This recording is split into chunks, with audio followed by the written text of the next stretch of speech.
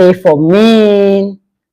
Please go and invite your friends, your loved ones, your siblings, your parents, your neighbors, and your village people. You know, I love that part a lot. You don't do life alone. Go and invite your village people. Tell them the Pace Mom is live. Please go to the community, call your friends that are not in the community, call everyone you know, tell someone to tell someone that the Pace Mom is live.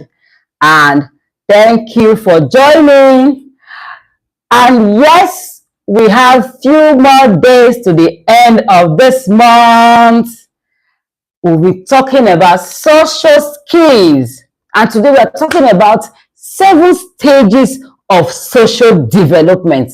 7 stages of social development. How many of you have been gaining a lot since this month started? We'll be talking about social skills. It has been an amazing time.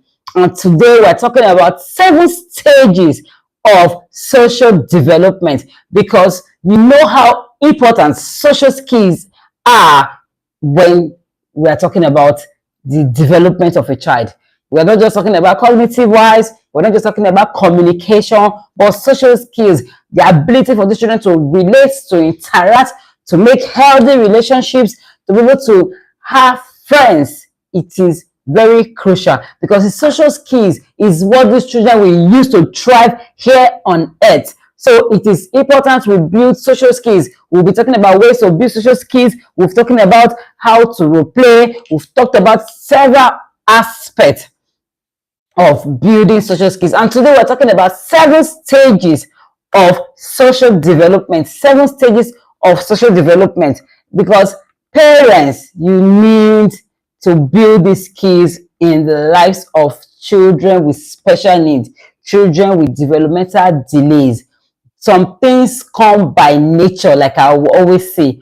Others come by nurture. You need to do that nurturing. Some things come by nature. Others come by nurture. At times, nurture can actually beat nature. Someone can have inherent potential and is not developing it and is not doing anything about it. The other person might not really be that gifted, might not really have those potentials like you will say, but we practice daily, we do things to build that potential, we enhance it. That person will do far better than the one that has it, that is not doing anything about it, that is not deploying that potential, that is not doing anything about it. So that's why it's good to build these skills. One of the greatest mistakes parents make is comparing their children to another child. One of the greatest mistakes parents make is comparing their child to another. They ask, why isn't my child making friends? Why doesn't my child play like other children? Why doesn't my child join conversations? But here is the question we should ask instead. Where is my child right now? What is the next step? These are questions we need to be asking. What is the next step? Social development is not one giant leap. It is a milestone. It is not a leap. It is a staircase. It is, you climb staircase from one step to the other, one step to the other. You keep moving like that. So it's not just one giant leap. It's not just like just arriving somewhere. It is a leap. You take one step after the other. So you don't just jump from the first step to the 7th. You climb one step at a time. So that is how it is. Social development is one step at a time. Today, I want to show you the 7 stages of social development. You can stop comparing and start coaching. Stage 1 is connecting with parents. Stage 1 is connecting with parents. Please go and invite your friends, invite your neighbors, invite your loved ones. Tell them the Pace Mom is live. Tell them, try beyond the diagnosis. This is our daily life, and we've come this far this month on social skills. And today, we are giving you an amazing aspect, how to help your child thrive socially, which is very crucial. Go and invite them, tell them we are live, and tell us where you are joining us from. Thank you as you do that.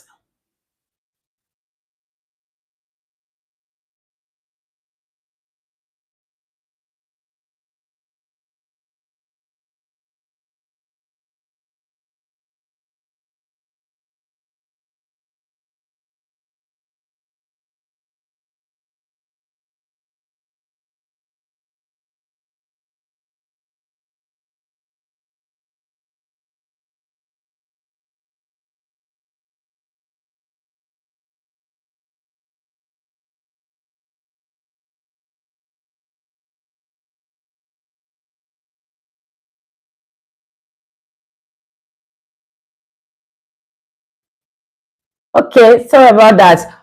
And yes, we're talking about connection with parents. Number one, this is the foundation of every other relationships.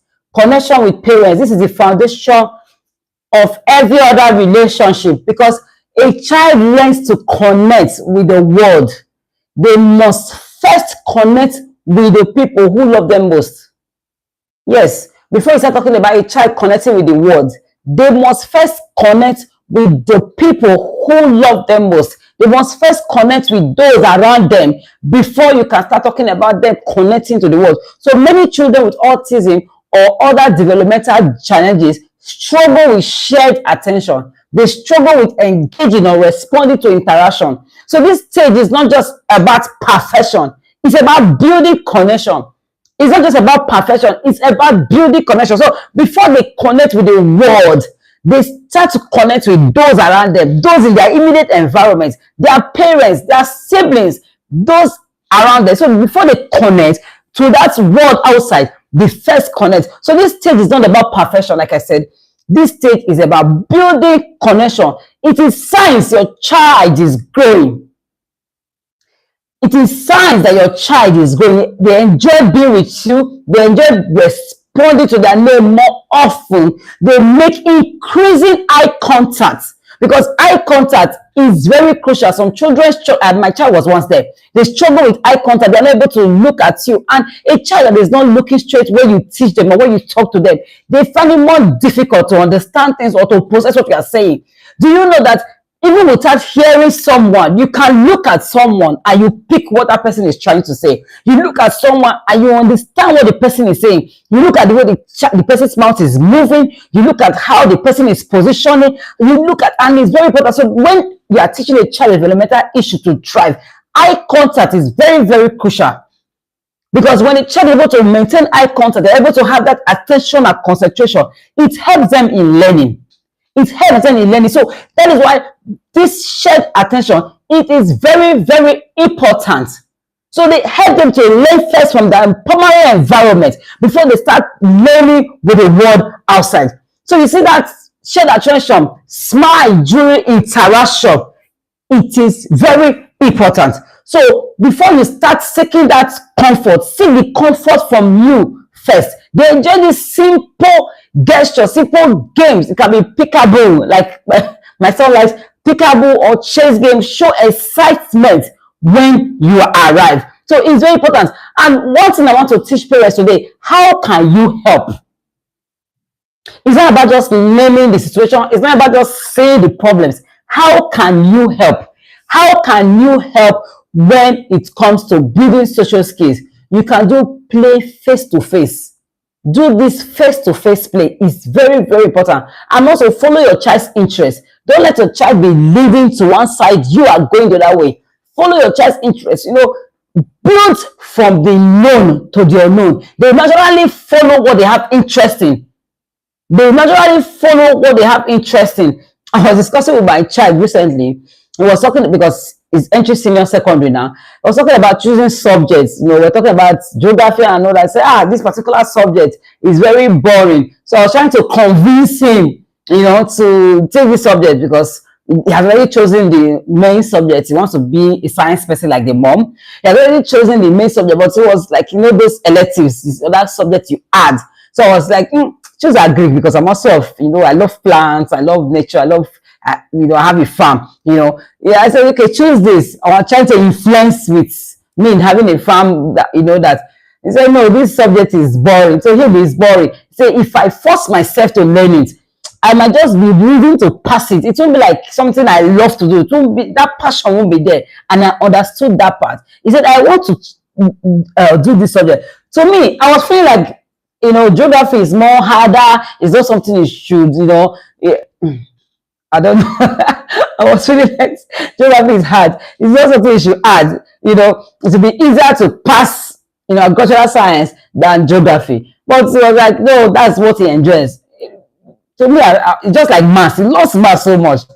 I can't relate. Maths wasn't my favorite subject, So he said he prefers it. And as he came out, I just got the book. As he got to the first thing he's reading that geography. You see how interest helps when teaching a child with developmental issues. He's reading that geography because that's what his interest is. If I was forcing him to read that agricultural science that I wanted, he might just just dump it there. He will just hardly, scantily pass it because and the reading will just be out of let me pass. I don't want to fail any course. I must do well and all that. So, but when it comes to interest, we need to follow our children's interest and we have to celebrate every interaction. We have to celebrate every interaction and reduce distraction during play. Dear parents, reduce distraction during play because these children are routine-based. They follow systems a lot. They don't like to be distracted. So reduce distraction when playing with them so that you can help these social skills that we'll be teaching and we'll be talking about this ones. Reduce that distraction and also become the most enjoyable person in your child's world. They just exaggerate it. Just, it's so fun. You laugh and all that. So when they see that you are enjoying it, when you play, that's why we talk about role play. There was the time we really talked about role play and taught on role play during the course of the month. Being the one that you just, this thing is so interesting. They want to be interested. They also want to please you. They're also happy when you feel happy with them. They're also happy when you are enjoying what they do. So you need to be in their world. You need to enjoy it. I don't know if you understand me. So you need to learn it and also pass it. One key principle you should realize is that connection comes before correction. Why helping my child thrive? I focus more on connection. You see, that connection is a game changer when talking about helping a child with developmental issue thrive. Connection, it will make you, and these children respond purely to love. I have said this over and over again. That's why the place of a parent, that primary caregiver, can never be relegated to the background. They respond purely to love. They want to always respond to that pure affection, to that pure compassion. They know when it's there. So a connected child is more ready to learn. Connection before correction. Connection before trying to be the judge, trying to be, you want to teach. Before becoming that teacher, become that child's friend. Connect with that child first before you move to be, I want to teach you. So don't just get a table and chair, sit down. Okay, it's time for us to, because Jennifer always says the parents should be involved. It's time for us to do this. Learn, say this now, do that now. No. So when the child is connected, the child will be able to learn. That's why you always listen to those you love. It's easy for you to also obey those you love. You know that they are seeking your good. They are not just doing it just because they want to punish you. It's easier to flow. Then stage two is connecting with family. Stage 2 is connecting with family. Once your child is learning to engage with you, help them expand that circle. Help them expand that circle, because family is the safest place to practice social skills. Social skills is first practice at home before you take it out, because skills that you will build, it's first got from home. Like waiting for your turn, you get food for maybe if the child has siblings. You practice that delayed gratification. You practice that waiting for one's turn at home before the child practices it outside. Waiting for your turn at home. Sharing. They learn to share at home first. Let them learn that sharing. So that when they go out, they'll be able to play with others. They'll be able to share that choice. Let them play along siblings. Oh, sibling mentor relationship. I learned that from my mentor. It's very, very important. And it has played a great role on our journey. See, they want to, okay, I wanted to pass, I call this sibling, call this one, you say this. So they will naturally want to flow. These children, they don't love to be, just relegated. They don't just love to just be sidelined. They want to flow. They want to follow any conversation. They want to be involved too. Sibling relationship, sibling mentorship is very, very important. The other way you see, when I gave birth to my children's younger one, it helped them even with social skills, even with communication. As they're talking, they want to imitate them. They want to do the way they are doing. It's very, very important. That sibling, so let them play along their siblings. Don't allow them to be in the world of their own. Don't allow them to always stay, because if you leave them, they want to just be on their own. They want to always just be by their own side and play on their own. No, let them learn to play with others. They are building social skills from there. Social skills are built greatly from sibling playing along siblings. It will help them to grow. Do you not know that something is happening on a daily basis? You just see that the child is making progress. Let them learn to greet family members as they wake up in the morning. Okay, hello James, have you greeted this? What do you say? What do you do this? Before you sleep, learn to kiss each other good night. See, most people feel until something is so complicated, until they go to the school. That's why they can still start learning social skills, even from the house. Greeting each other, helping with simple household chores. That task you are doing at home, let them, as you are washing plates, let them learn to wash. They can be rinsing while you are washing the dishes. You're washing clothes. They can be rinsing. They can be doing one thing. From there, they are building social skills. Let them learn to respond when they are spoken to. Encourage them. Encourage them. The best therapy takes place at home. Yes, the best therapy takes place at home. Sitting down together during meals. There was a time, one secret I use in achieving this is eating together. We eat from same place. Eating together, we eat from same place. We just get whatever we are eating, everybody is. That thing, the bonds it brings. It increases that family bond, that family unity. It also helps the child, because that thing I want to make them shy away, I want to make them go away from others. It helps them. Eating together, I use that a lot. It helps greatly. Please take note of that. Don't take it for granted. Sitting down together to eat, doing things together, eating from one plate. One thing is for them to eat, together on the same table, with different plates. The another thing is eating from one plate. It strengthens social skills. It builds family love and bonds. You say that if one person is around, the other one will be waiting, never want to eat. Practice it today, you will thank me later. It helped me. I practiced it by teaching those children how to eat together, including the parents. Don't underestimate everyday moments. Because family life is social skills practice. Family life is social skill practice. So you need to evolve the family when talking about social skills. And stage 3 is connecting with familiar people outside the home. Connecting with familiar people outside the home. This includes grandparents, aunties or uncles, cousins, trusted neighbors, church leaders, therapists. Those are familiar faces outside the home. They are not blood per se, but they are familiar. The child is seeing their therapist, is seeing, grandparents, uncles, aunties, teachers. You see them very often. So you need to also use this in a means of teaching social skills, because many children interact well with parents but become overwhelmed when they see others. So this teaches flexibility. It teaches flexibility. They won't be anxious. They won't be fidgeting when they see others. And what's the goals for this? See, the goals: greeting familiar adults, answering simple questions. You can just call the grandparents. Okay, you should ask, okay, how are you? What did you do today? What did you eat today?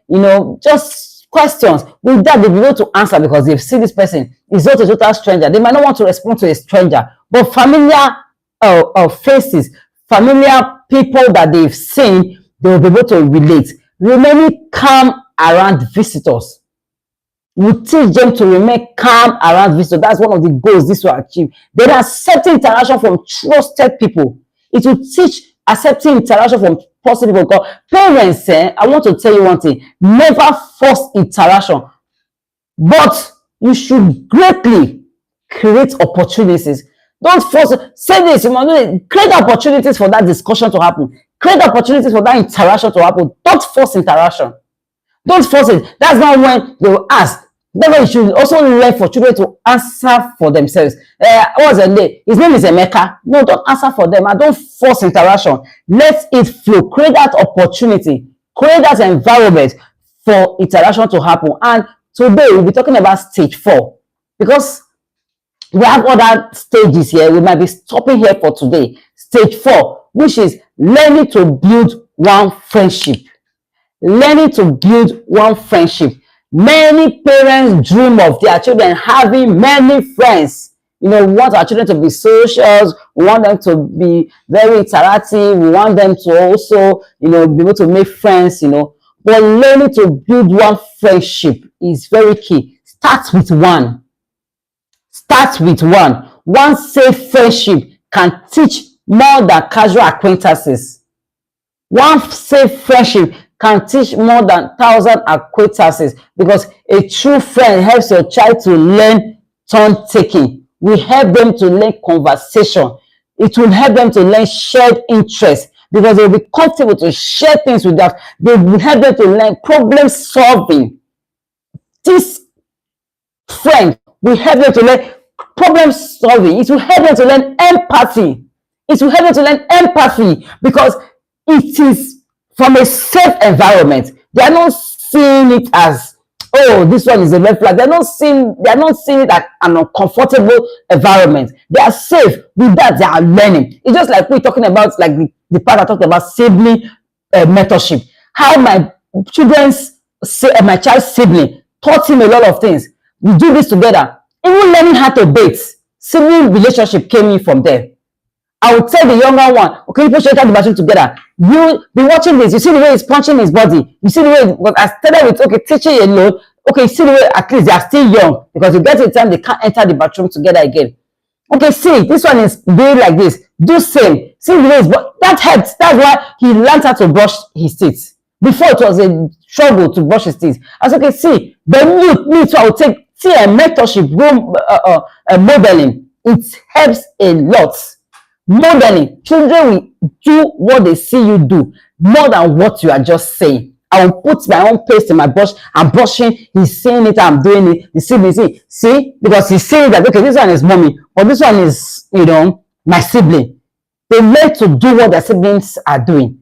They will be brushing him too. Be brushing. They are doing it. They're practicalizing it. Before you know it, he has learned that thing and perfected it. Now nobody struggles budging about. You just brush, and I would tell others that he even brushes more than them. But most times, when they do things, they do it excellently. It takes time for somebody to move from the short memory to the long memory. But for a child with developmental issue, when they move from that short memory to the long memory, it's difficult. That way you can come 10 years time. They will tell you in details how this thing happened, what this is, and what this is. So when they learn one thing, they learn that thing for life. It's difficult to be erased. That way you need to be careful what you're teaching them. You need to be careful what you are modeling to them. It is very important. That's how it is also with this aspect, this stage 4 of a true friend. You see that cooperation, they learn cooperation from a true friend more than just that aspect. So don't choose popularity. Choose meaningful connection. Let that child have meaningful connection. It could be with a classmate, a trusted friend, a trusted neighbor.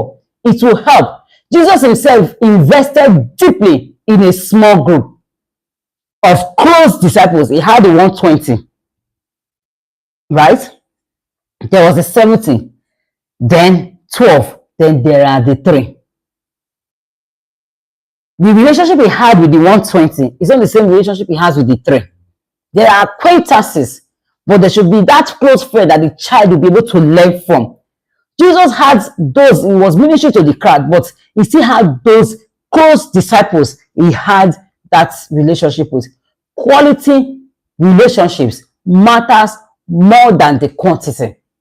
Quality relationship matters more than the quantity. That's why you need to allow your child make healthy relationship. It helps in building these social skills that we're talking about. It is very crucial.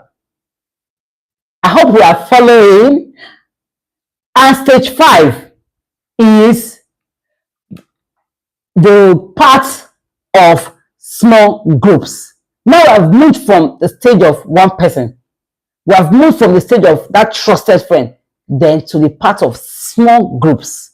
Small groups, learning to function in small groups. Because now your child begins learning to participate in settings such as Sunday school, for those that go to church, therapy groups, small classes, family gatherings, play dates. This stage introduces them to following group instructions. You see how you are seeing the stage, how they are moving to learn it. Because social, in my practice, a lot of parents come with that, oh, they're doing interacting, they come with that challenge. If you can follow closely what I'm teaching today, it will help you a lot in teaching that child social skills that they need to thrive. Waiting for others is another way. Participating appropriately as they are learning that small goal. Then taking turns. We've said this several, it can never be overemphasized. Then respecting shared rules. Respecting shared rules. Respecting shared rules. Because many parents expect success in large social settings before their child is comfortable in small groups. But that is not the way. Start small. Before you start introducing that child to larger groups, introduce him to the small groups. Start small, because confidence grows with positive experiences. Confidence grows with positive experiences. Start small. Let him move gradually. Imagine that illustration I gave about the staircase. Don't just put your leg on the first step, then you want to get to the 7th step. Move one step after the other. Gradually. Move steadily. It will help. Then the stage 6 is engaging with community. Engaging with community. Social skills now extend into everyday life. Example, greeting a cashier. You go and teach these children. Use every day. See, therapy, I always say, this is not until you sit that boy down or that girl down, table and chair, it's time to learn. No. Make every opportunity as a teachable opportunity for that child. Greeting a cashier, ordering a food, saying thank you, asking a shop assistant for help, speaking to a doctor. Not that you come, you're the one doing everything. They ask, how are you? You say he's fine. No. Those exposure, constant, it helps a lot. Waiting in a queue, delay gratification, interacting appropriately at church. These are because every shopping trip should become a learning opportunity. Every doctor's appointment should also become a learning opportunity. Every miss, use it as a learning opportunity. You see that it will just be adding up, because little drops make up an ocean. Little drop here, line upon line, precept upon precept, a little here, a little there. It matters most. That's daily interaction. So if every visit to your church becomes a lesson, daily interaction with people, every appointment should become practice, and the world becomes the classroom. The world will become this classroom. Today, we are talking about stage 7, and this is where we'll stop. Stage 7, living with confidence and purpose. Living with confidence and purpose. The final goal is not simple social interaction. The final goal is meaningful participation in society. That's why we are teaching children to be independent to themselves and to help the society. Let them volunteer in the church. For another, running a small business with support, those that have gotten to that stage. For another, serving others in unique ways. For some, because success is not measured by becoming like everyone else. No, that's not what we use to measure success. Success is not measured by becoming like everyone, but success is becoming everything God has created your child to be. That is success. Success is not becoming like every other one, become Mama Emeka's child. It's becoming everything God has created. That's where I stand. Becoming everything God has created that child to be. Every child has purpose. Every child has value. Every child can contribute, no matter how small. They can contribute to their own world. They can contribute. So it is very, very important that these things are gotten. Social skills is very important because that's how they will use to interact with the world. That's how they will get acquainted. That's how they will make friends. That's how they will fulfill purpose. Now, some parents will ask, what if my child is stuck? What if my child is stuck? Parents will often ask this. My child has been at the same stage for a long time. The child has plateaued. Remember, growth is not always fast. Growth is not always visible. It's like you planting a seed on the floor. Will you go there the next day to go and check how it's doing? The bearing stage must happen. That bearing stage must happen for when you plant a seed on the floor. It goes through that time of silence. It goes through that time of obscurity. It goes through that time of darkness where no one is seeing or knowing whether anything is happening. So when you are building, don't be looking for approval. Don't be looking for validation. That's not the time to be looking for they're saying it, or what do you think of my child? No, just build steadily in silence, because that silence will happen. Growth is not always fast. Growth is not always visible. When it starts, everybody will not come to notice it. It's just like when I started losing weight, for instance. I have actually lost 10 kg. No one has seen it. Before, at first, it will be only you that will notice it. By your clothes beginning to fit better. By those clothes that you were not wearing before, it's not beginning to fit. Some places might not say, are you using it? So I don't really know. It's not really showing. When it's small, it's just you that is noticing it. Before you know it, it will move to those around you. Your siblings, your parents, your husband or your wife. It will start moving to those around you. I'm seeing progress. So I'm seeing this. It's beginning to move. They start seeing that changes. But before the outside world will start seeing it. It's not the day you start losing weight that people will notice it that you are losing weight. No. You will not start receiving that comment or that admiration from people the moment you start. You will lose 5 kg, you lose 10. You might even have lost 20 kg. Some persons have not actually seen it. It's when it now becomes obvious that everybody cannot see. Even I'll go to the market, my customers will say, madam, you don't slim down, no. And what will happen? So when I start asking, what are you doing? Show me the way now. What are you doing? You're not losing weight. But before then, it was only you that was saying it. So don't start working with your child and you're already seeking for approval. You're already seeking what people will say. They're seeing it. Is it making progress? Leave validation now and work with your child. You see that progress is not always that fast. It's not always that visible and it's not always linear. So sometimes children appear to stand still, but underneath they are developing skills that will emerge later. That's why you see some people all of a sudden just started talking. It's all of a sudden. The skills were developing. The skills were going. It's all of a sudden they just woke up, boom, from nowhere. Gradually, like I said, when you plant a seed underneath the ground, it's not the next day you just start seeing that one fruit tree will come out. No. From a seed, it will now become a fruit tree. But it took time. Process. Depending on the tree, the corn you plant, for instance, under 6 months, you harvest it. Cocoa is not like that. The mango tree is not like that. Avocado tree is not like that. It will take years. But when it gets to that a fruitful time, it's continuous harvest. That's what the Bible says. One of my favorite scripture when I came to know the Lord is Genesis 8:22. As the earth remaineth, seed time and harvest. Did you see it? Seed time and harvest. There is a seed time. Harvest does not have a time. There is the seed time, but harvest does not. As long as the earth remaineth, seed time and harvest. Cold, summer, and winter shall not cease. Plant the seed. When the results start coming, it will not cease. It will not cease. it will be coming. Just like I said, the avocado tree, it will not, in 1 year, you will not see it. So there are some things you'll be doing in your child, you'll be practicing your child. In 1 year, you will not see results. In 2 years, it will be coming gradually, TPSA, but you won't really see that visible result in 2 years. But when it comes, it's long lasting.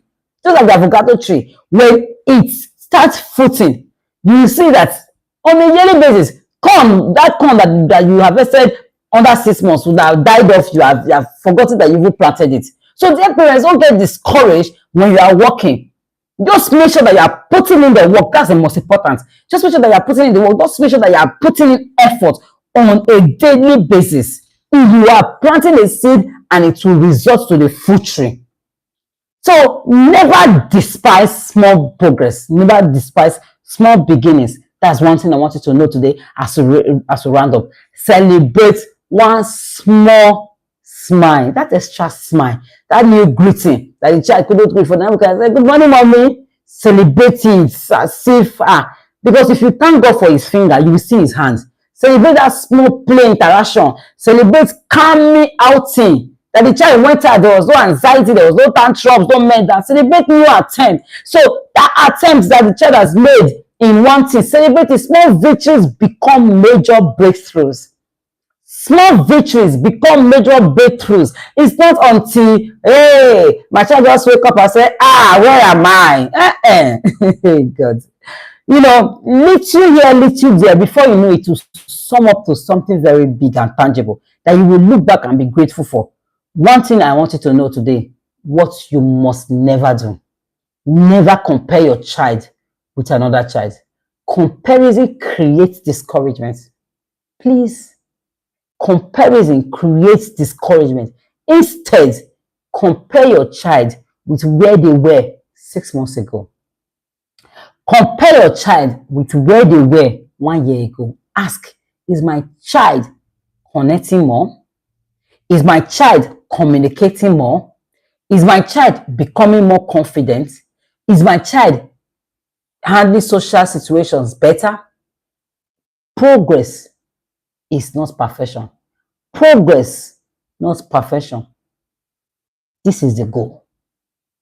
So I want to give you practical assignments. I like to give assignments. This week, identify your child's current stage. Don't choose where you wish they were. That I always tell you, pray the child you have, not the one you are wishing to have, not the one you are praying to have. Like, just pray this child will not become dark. It's too fair. Not the one you are wishing, not the Mama Emeka's child. This Mama Emeka is something in my hands. I always like to make mention of Mama Emeka. Not Mama Emeka's child, not Mama Nkechi's child. Choose the child you have.